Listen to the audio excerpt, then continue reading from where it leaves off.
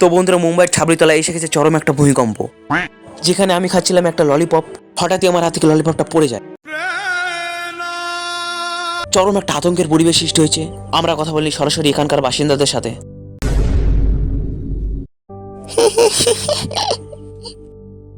তো দাদা, এখানে কিরকম পরিস্থিতি সৃষ্টি হয়েছিল? হার্টবাল ভয় খেয়ে গেছিলাম প্রথমে। আয় আয় আয় আয়। সেই মুহূর্তে আপনি কি করছিলেন? আরে ভাই, যখন ভূমিকম্প এলো আমি হাঁকছিলাম। সোজা যাওয়ার কথা, টেরা যাচ্ছে। প্রথমে বললাম মাথা ঘুরলো, পালালাম। আমি জল ঢালতেও ভুলে গেছি। ও, আপনি জলও ঢালেননি? তো বন্ধুরা, এখানে দেখতে পাচ্ছ কত একটা আতঙ্কের পরিবেশ সৃষ্টি হয়েছিল। সত্যি কথা বলতে আমারও ফেটে গেছিল। তো বন্ধুরা,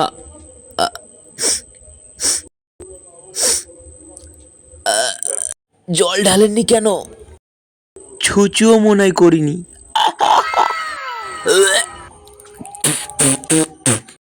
আচ্ছা দাদা, আমি টিভিতে আসবো তো?